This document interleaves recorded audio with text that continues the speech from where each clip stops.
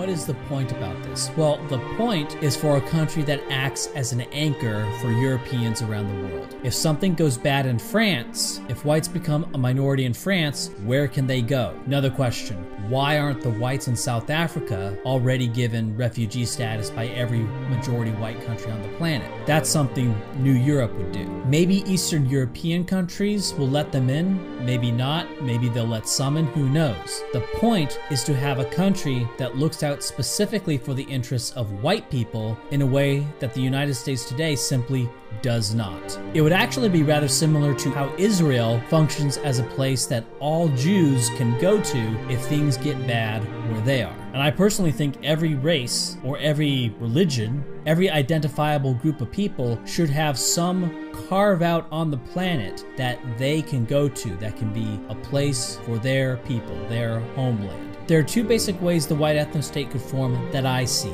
One is that a country in Eastern Europe decides to take up this role. The other is that we carve this country out of the United States, and I'm going to talk about that here. Such an idea is going to seem insane on first glance to the average person. But there's some data that I think shows that this is not as completely ludicrous as one might think upon an immediate first impression. Today, there are probably around 77.22 million people that want their state to secede from the Union today. In 2014, Ipsos Reuters did a poll and found that 23.9% of the people they surveyed wanted their state to secede. If that number is extrapolated onto the population today, that would be about 77 million separatists in the US. To put it another way, there are about 15 million more separatists than there were Trump voters. Of course, 53.3% of those polled opposed their state leaving the Union. But we can compare this to Trump's numbers in February of 2016 when his approval rating was at its lowest.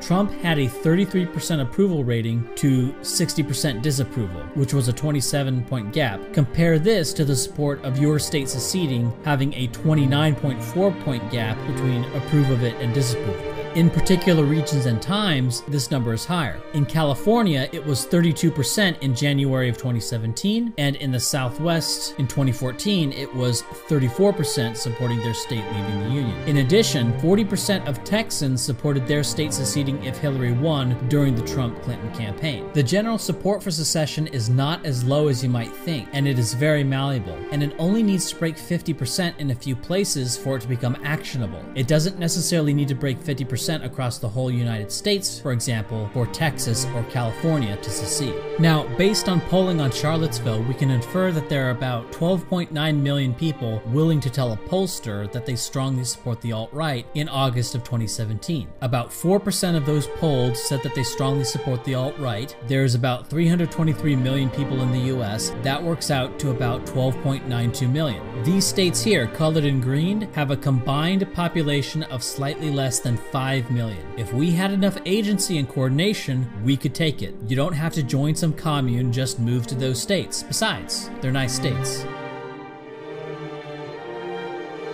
To start, more people support letting a state secede than they do using the military to keep states in the Union. According to a 2017 Zogby poll, 39% support allowing secession if a state wants it, 32% support sending in the army. In addition, the age group 18 to 29 has 47% support for allowing a state to secede. This is not saying that they want their state to secede, just that they endorse a state's right to secede. But even if the public was opposed to military action against a seceding state, the federal government could still intervene. Fair enough. But I will point out that the US has allowed one territory to secede, the Philippines. Granted.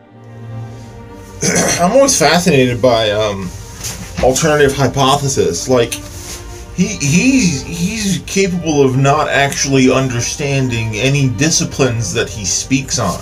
He's really shitty at understanding genetics. People who understand genetics are always criticizing him and calling him out for bending the science of genes and heredity to fit his stupid political bullshit. And then conversely, when he goes into the field of civics or political science, he sucks at that too. So I mean, you know, it takes quite a mind to be equally awful at hard and soft science. So you know, next to JF Garyepi, Alternative hypothesis is one of the top science minds within this white nationalist alt-right movement. And as usual, he's for the alt-right in general, what he's doing is using the language of co-opted victimhood. He is taking the image of a nomadic people that have been displaced by a malevolent force, for example, the Jewish diaspora. There's a lot of co-opting of people's sympathy for refugees in this video that he put out here, where he basically creates the idea of Europeans as an aggrieved diaspora of people who were put out of their homeland. Because this talking point, at least the first half, before he goes into secession, he talks about basically creating a state of Israel for white people. You'll often hear people on the alt-right having violent orgasms, talking about how Jewish people already have their ethno-state. Now, I'm not a big fan of the state of Israel. I'm not a big fan of their politics. I'm not a big fan of how Britain created Israel. But those are civic disagreements. It has nothing to do with who the Jewish people are. So when I hear about white Israel and a fucking proposition like this of how they're going to establish a white Israel for European displaced people, it's sort of it's so cringy for a bunch of anti-Semites to fetishize Israel, and Israel, Israel was not Israel wasn't always a right-wing identitarian state like it is now. Israel was extremely left-leaning when it was first established, because the Jewish people that were coming there were genuinely nomadic refugee people. And a lot of Israel was very important to people who escaped the Holocaust, and that to me is what's being evoked here. That's what alternative hypothesis wants you to think. Think Israel, think Jews needing a homeland because they were displaced from Europe, and then just project that onto white Europeans, which is so fucking ludicrous. White Europeans have motherfucking homelands. If you are French, Irish, English, Russian, whatever the fuck European thing you are, unless you demand the Soviet Union or some other such civil entity that no longer exists, your nation state still exists. You can go home again. Fuck what they told you.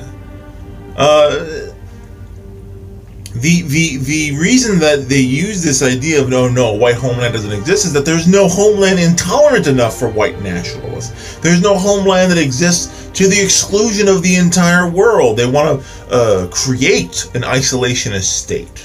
And that's another thing I like to kind of debunk in one go, is the idea that once white nationalists get their ethno-state, that they're going to remain isolationist. They're using, again, the language. They co-opt the language of ideas that appeal to people that aren't fascism.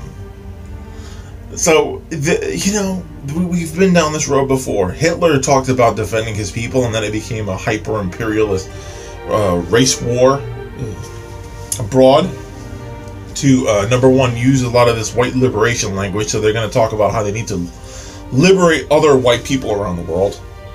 And their other pretense for war, when they've already formed their ethno-state, will be that, look at the statistics. Colored people, you'll hear them make particularly in Chris Cantwell's program, The Radical Agenda, you'll hear them make these points about, colored people. They thrive and survive better under white rule. This same guy, Alternative Hypothesis, said the answer to slavery, when white people are asked by black people about being accountable for U.S. chattel slavery and the Dutch slave trade in general, is the proper response, he says, is "you're welcome." And you think this motherfucker and his movement and his group, his gang, don't want to resurrect white colonialism, don't want to impose white rule and poach humans that they perceive as subhumans as property again. So that's one of the million problems with the white ethno-state, that, you know, this very goddamn channel exists. We can do 3 videos a week for almost 2 years and still not run out of motherfucking reasons why the goddamn ethno-state is an awful idea. And I very rarely talk about logistics because that's for Sargonites, man. That's the vibe that Sargon reconciles himself with that fucking movement. Is, oh no, I agree with you guys. White people need a homeland, but you know, we need to be prudent. We need to be polite about the defending the supremacy of Western values. You know, there's always been secessionism. There's always been a secessionist spirit to white nationalism. There's always been, you know, whether you go through like John Birch Society, the silent majority, and particularly the Tea Party was, you know, if you look at Texas during the Tea Party era with Governor Rick Perry, there was a lot of talk about secession, and it was the same thing. There's one point that I'll give Sargon credit for, is that the alt-right, the ideas of the alt-right have a history of losing, because the alt-right is basically just the leftovers of the Southern Confederacy and Nazi Germany combined, because that's the cross-section. If you go to the very base of the movement, white nationalist politics in North America, at least, are always based in the idea that they're going to that's why Charlottesville was so specifically related to tearing down Confederate statues, because the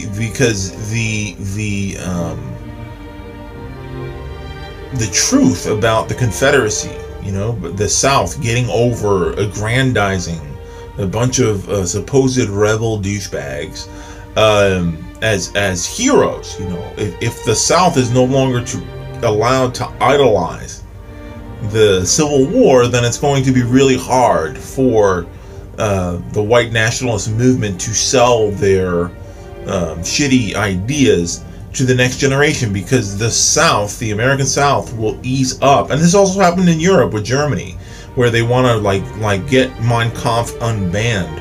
They need certain ideas to be seated in a society in order for them to use the past as a truncheon, as a promise, to use the past as a promise of restoration to people who are, for example, there are white people who are victims within this existing order, and there have always been white people that are victims. The fact that I always come back to is you don't need a white ethno-state to help white people who are victims, because those people are victims of capitalism. They're victims of other white people. Europeans weren't driven out by an external force. Europeans who came to the United States of America, for example, left because they were refugees from other white people. The Pilgrims came to escape King George. Was he a fucking Jew, you stupid assholes? What about the Italian Americans who came to escape Mussolini? What about, you know what I'm saying? Go down the goddamn list. You don't have